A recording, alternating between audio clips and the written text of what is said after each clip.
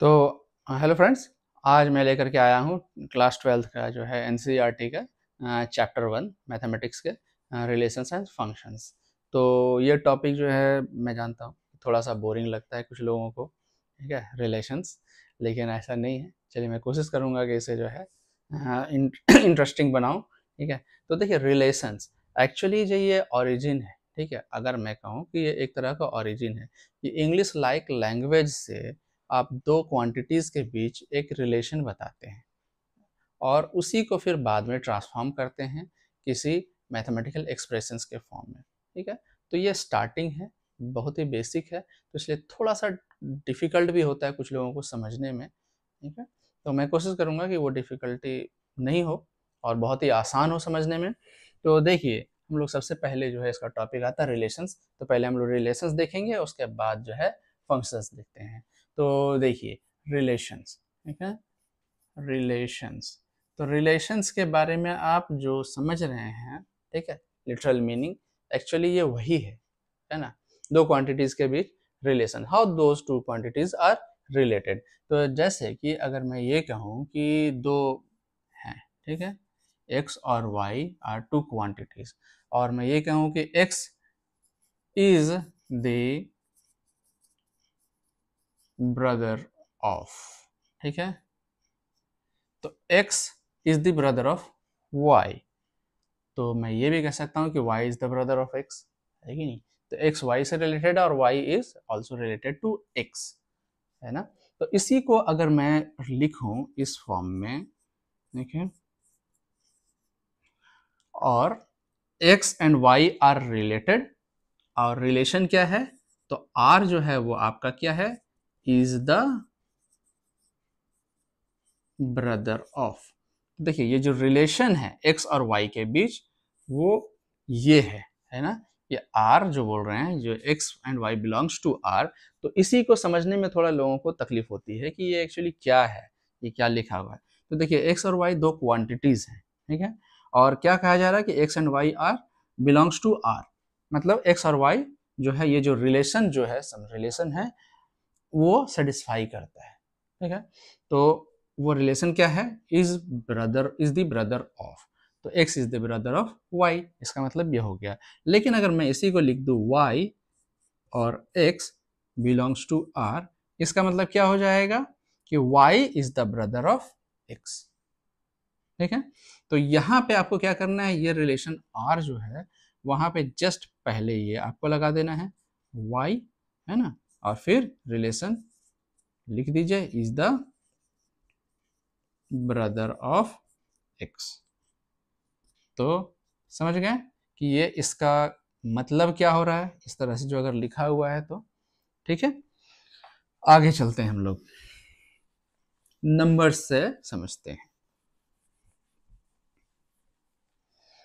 हमारे पास एक सेट है, ठीक है, मान लिया जाए कि ये है a और ये है b, या फिर चलिए एक्स वाई से ही समझते हैं, जैसे कि हम लोगों ने अभी देखा था, ये x है और y है, ये 2 है तो ये 4 है, ये 5 है तो ये 25 है, ये 6 है तो ये 36 है, और मैं ये कहता हूँ कि ये रिलेटेड हैं आपस में।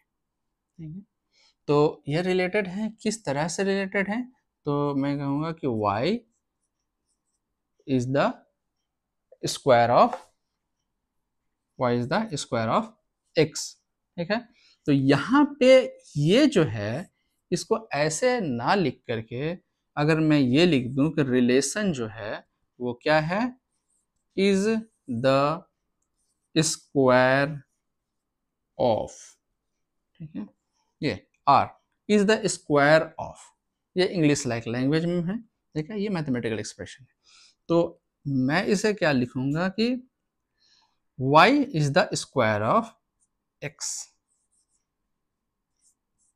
Belongs to r, belongs to r, मतलब क्या, कि y is the square of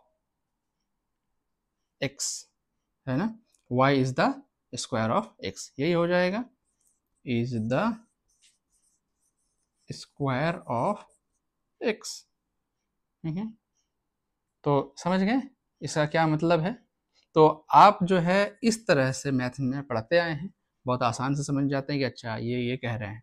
लेकिन प्रॉब्लम कब होती है, जब इस तरह से लिख देते हैं आर और फिर आर को डिफाइन करते हैं समथिंग लाइक दिस, एक इंग्लिश लाइक लैंग्वेज में। ठीक है, तो समझ रहे हैं कि आपको पहले ये इंग्लिश लाइक लैंग्वेज में समझाया जा रहा है रिलेशंस में, फिर उसको कन्वर्ट किया जाएगा इस फॉर्म में।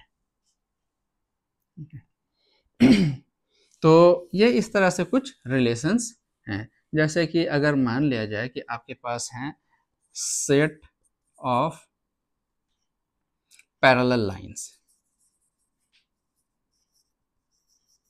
तो ए जो है क्या है, एक सेट ऑफ पैरेलल लाइंस है ना। मतलब आप समझ लीजिए कि ये बहुत सारे पैरेलल लाइंस हैं, है ना। ये L1, L2, L3, L4 इस तरह से पैरेलल लाइंस हैं जो सभी आपस में पैरेलल्स हैं। तो अगर मैं इसे फंक्शंस के रूप में, अगर ये रिलेशंस के रूप में लिखूं, तो L1, L2 belongs to R लिखता हूं, और R को कैसे डिफाइन करता हूं कि इज पैरेलल टू, ठीक है, इन्वर्टेड कॉमा। तो इज पैरेलल टू, तो L1 is parallel to L2। ठीक है, इसका मतलब ये हो गया कि L1 is parallel to L2, और यहाँ पे मैं ये भी लिख सकता हूँ कि L2 comma L1 belongs to R। इसका मतलब क्या हो गया, L2 is parallel to L1। ठीक है, तो L1 is parallel to L2, L2 is parallel to L1। और भी मैं क्या लिख सकता हूँ यहाँ पे कि L2 is comma L3 belongs to R। मतलब क्या हो गया, L2 is parallel to L3, L2 is parallel to L3. तो L1 is parallel to L2 and L2 is parallel to L3. It means L1 is parallel to L3. इसका मतलब आप ये L1, L3 लिख करके belongs to R लिख सकते हैं कि ये इस रिलेशन R जो ऊपर डिफाइंड है उसे सेटिस्फाई करता है। ठीक है, तो यहाँ पे आपको दिख रहा होगा कि बहुत आसान है, लेकिन ये ज़रूरी नहीं है कि आपको ये पैरेलल वाले ही हों। अगर मैं ये कहूँ कि मेरे पास ये लाइंस हैं L1 perpendicular to L2 and L2 is perpendicular to L3, तो अगर मैं कहूँ, ये कहूँ कि रिलेशन जो है मैं इस तरह से डिफाइन करता हूँ कि इज परपेंडिकुलर टू, तो ये रिलेशन डिफाइंड है इज परपेंडिकुलर टू। अगर मैं यहाँ पे लिख दूं L1, L2 belongs to R। ठीक है, दूसरा क्या है, L2, L3 belongs to R, L1, L3 belongs to R। अभी ये बताइए ट्रू या false.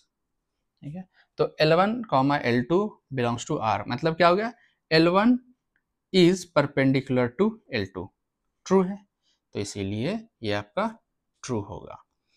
L2, L3 means L2 is perpendicular to L3, L2 is perpendicular to L3, इसका मतलब ये भी आपका ट्रू है ना, सही है relation. L1, L3 means L1 is perpendicular to L3, क्या सही है, नहीं है, क्योंकि L1 और L3 are parallel to each other, तो ये क्या हो जाएगा आपका फॉल्स। तो समझ रहे हैं इसको किस तरह से रीड करते हैं और किस तरह से इसको समझना है रिलेशंस को। तो ये आपका एक ओवरऑल रिलेशंस को समझने का तरीका मैंने बता दिया कि इसे आप कैसे समझेंगे। अभी रिलेशंस में जो है आप लोगों को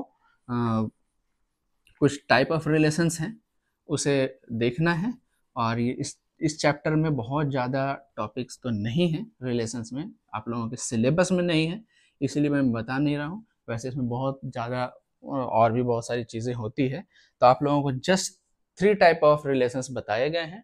सबसे पहला क्या बताया गया, रिफ्लेक्सिव, दूसरा है सिमेट्रिक, और तीसरा है ट्रांजिटिव, ठीक है, रिफ्लेक्सिव, सिमेट्रिक और ट्रांजिटिव। इसका मतलब क्या है कि देखिए, अगर आपके पास a comma a belongs to R है, ठीक है, where a is the element of some set A, ठीक है।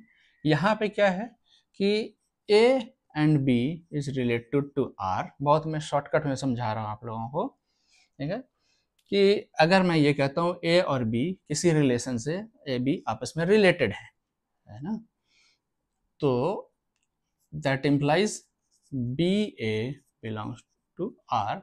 मतलब जिस तरह से ए बी के साथ रिलेटेड है उसी तरह से बी ए के साथ रिलेटेड है।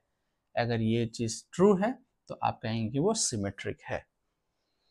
ट्रांजिटिव, ट्रांजिटिव में क्या है कि अगर मैं कहूं कि ए और बी आपस में किसी रिलेशन से रिलेटेड हैं एंड बी और सी आपस में रिलेटेड है, तो that implies A and C belongs to R। मतलब जिस रिलेशन से A और B रिलेटेड है, B और C रिलेटेड है, उसी रिलेशन से A और C भी रिलेटेड है। तो अगर मैं ये कहूं कि A B का भाई है, ठीक है, A is the brother of B, और मैं कहता हूं B is the brother of C, that implies A is the brother of C। क्या ये सही है, ट्रू और फॉल्स? ठीक है, इसे आप लोग कमेंट में लिख के जरूर बताइएगा। तो चलिए, ये आप लोगों के लिए एक क्वेश्चन है, ट्रू या फॉल्स, ठीक है, क्या ये रिलेशन सही है या गलत है, बताइएगा।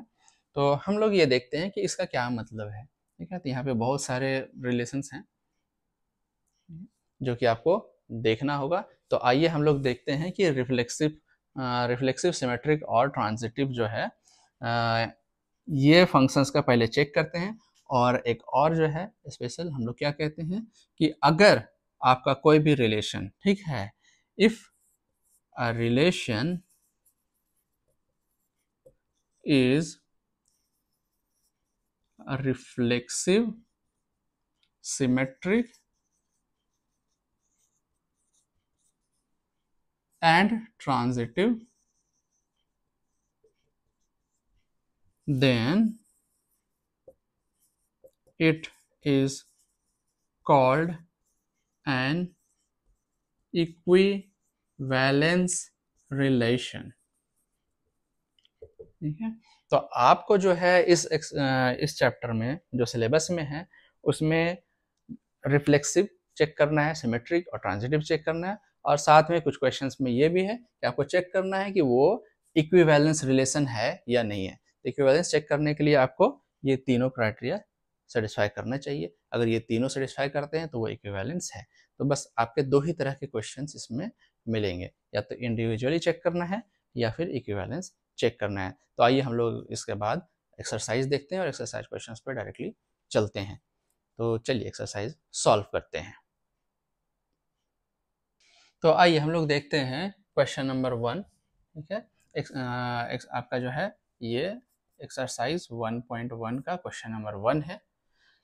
इसमें मैंने क्वेश्चन पूरा नहीं लिखा है, जस्ट शॉर्ट में मैंने लिख दिया है। यहाँ पे आपको चेक करना है कि ये जो डिफाइंड रिलेशन है वो रिफ्लेक्सिव है या सिमेट्रिक है या ट्रांजिटिव है या नहीं है। तो यहाँ पे आपके सेट दिए हुए हैं 1 2 3 4 से लेकर के 14 तक, और रिलेशन जो है वो इस तरह से डिफाइन है, relation between x and y such that 3x minus y equals to 0। तो ये जो है आपका, ठीक है, 3x minus y equals to 0, that implies y equals to 3x। तो ये दिया हुआ है। यहाँ पे आपको क्या होना चाहिए, x और y दोनों ही इस सेट A का एलिमेंट होना चाहिए। तो अगर मैं रिलेशन जो है वो निकालूँ यहाँ पे, तो यहाँ पे देखिए x का वैल्यू अगर 1 पुट करता हूँ तो y कितना हो जाएगा, 3। दूसरा x का वैल्यू 2 पुट कीजिए तो y 6, फिर 3 तो 9, 4 और 12। देखिए यहाँ तक रुकना होगा क्योंकि जैसे ही 5 लेता हूँ x, ये क्या हो जाएगा y 15 हो जाएगा। 15 इस सेट में नहीं है, इसीलिए 5 और 15 को नहीं लेना है, आपको यहाँ पे रुक जाना है। तो अभी चेक करना है रिफ्लेक्सिव के लिए, तो फॉर रिफ्लेक्सिव क्या होना चाहिए, A is related to A for all relation. तो आप यहाँ पे देखेंगे कि there is no such element, है ना, there is no such element like 1 1 2 2 3 3, इस तरह के कोई एलिमेंट नहीं है। तो इसीलिए आप क्या कहेंगे कि there is no such element in R, so it is not reflexive, या रिफ्लेक्सिव नहीं है। अभी देखते हैं हम लोग फॉर सिमेट्रिक। सिमेट्रिक के लिए क्या है कि if A is related to B by relation R, that implies B and A is also related by that। तो आप यहाँ पे देखते हैं कि यहाँ पे भी जो है क्या है, इस तरह के कोई भी एलिमेंट नहीं है। 1 3 है लेकिन 3 1 नहीं है, 2 6 है लेकिन 6 2 नहीं है, 3 9 है लेकिन 9 3 नहीं है। ठीक है, तो इस तरह के एलिमेंट्स नहीं है। There is no such element in r, r में ऐसा कोई भी एलिमेंट नहीं है। तो इसीलिए आप कहेंगे क्या कि so it is not symmetric.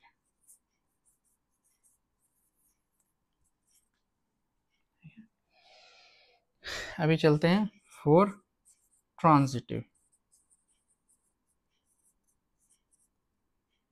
Transitive के लिए क्या है कि A is related to B and B is related to C, that implies A and C are related by the same relation। तो यहाँ पे आप देखते हैं कि 1 3 है ना belongs to R and 3 9 also belongs to R। ठीक है, A B B C, but there is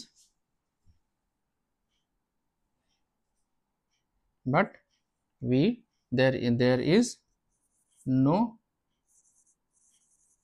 element 1 9, है ना।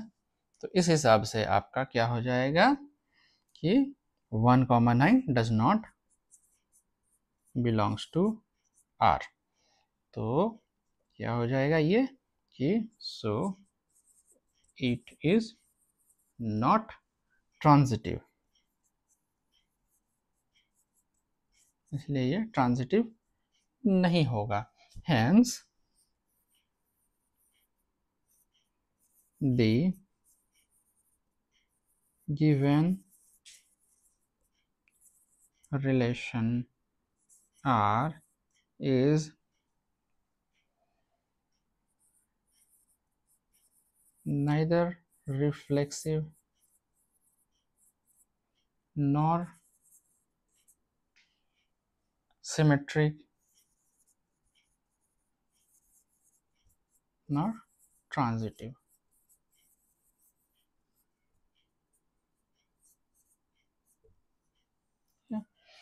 तो इस तरह से हमारा फर्स्ट पार्ट कंप्लीट होता है। आइए हम लोग देखते हैं क्वेश्चन नंबर 1 का सेकंड पार्ट। तो आइए हम लोग देखते हैं क्वेश्चन नंबर 1 का पार्ट 2 सॉल्यूशन। तो देखिए यहाँ पे जो दिया हुआ है रिलेशन R जो है set of n natural numbers का सेट है, जिसमें कि आपका रिलेशन डिफाइंड है एक्स वाई में such that y equals to x plus 5, और यहाँ पे क्या है रिस्ट्रिक्शन है x पे कि x का वैल्यू आपका क्या होगा कि 4 से कम होना चाहिए। तो आप देखिए x का वैल्यू 1 पुट करेंगे तो y कितना आएगा आपका 6, x इक्वल्स टू 2, तो y क्या हो जाएगा 7, x इक्वल्स टू 3, तो y 8।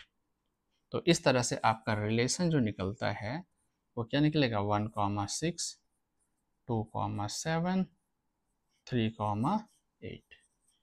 तो रिलेशन जो दिया हुआ है दो नंबर्स के बीच वो इसी सेट का है।